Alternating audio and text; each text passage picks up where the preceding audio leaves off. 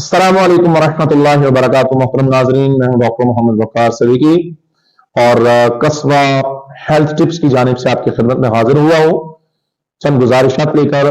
मोहतरम नाजरीन, एक अहम मसला जिसकी तरफ रुझान और ध्यान करवाना इंतहाई जरूरी समझता हूं। शादी अल्लाह ताला के अमर से इंसान के लिए एक बहुत बड़ी नेमत है और जब ये अमल हो जाए तो उसके बाद इंसान की दिली ख्वाहिश होती है कि अल्लाह ताला उसको औलाद की नेमत से नवाजे। और हमारे बहुत सारे भाई बहन मुख्तलिफ लोगों से जाकर इलाज करवाते हैं, डॉक्टरों से भी, और ट्रीटमेंट भी होते हैं, उसके बावजूद टेस्ट भी होते हैं कि टेस्ट वगैरह हुए, उसके बावजूद जो है वो औलाद की नेमत से महरूम रहते हैं। तो ये अल्लाह ताला की तरफ से ही मामला होता है बिलाशुबा, लेकिन अल्लाह ताला ने कुछ तरीके भी बताए हैं कि इलाज करवाने के और करने के। तो मैं उनमें से एक नुस्खा आपकी खिदमत में पेश करना चाहता हूं कि अल्लाह ताला जिनके यहाँ औलाद की नेमत नहीं है, अल्लाह उनको औलाद की नेमत से नवाज दे। तो मेरी एक जो यानी तरीकाकार है जो मैं आपको शेयर करना चाहता हूं वो ये है कि काजू लिया जाए, बादाम लिया जाए और पिस्ता लिया जाए, और इसी तरह मोहतरम नाजरीन चारों मगज लिए जाए और इन सब चीजों को पीस लिया जाए। ग्राइंड ना करें ताकि इनकी असरात जो हैं वो जायल ना हो जाए।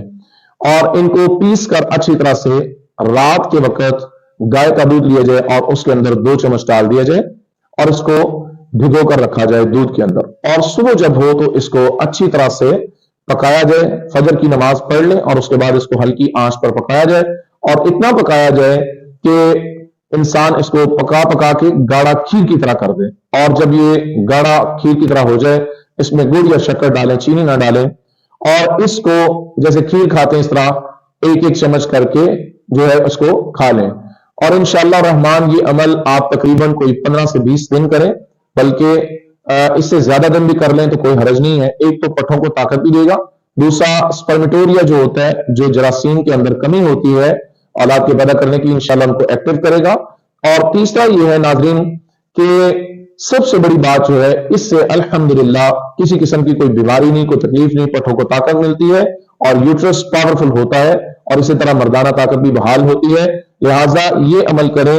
अगर आपको मेरी ये बात पसंद आई हो तो जरूर शेयर कीजिएगा और कमेंट्स कीजिएगा और लाइक कीजिएगा और हमारे चैनल को सब्सक्राइब कीजिएगा।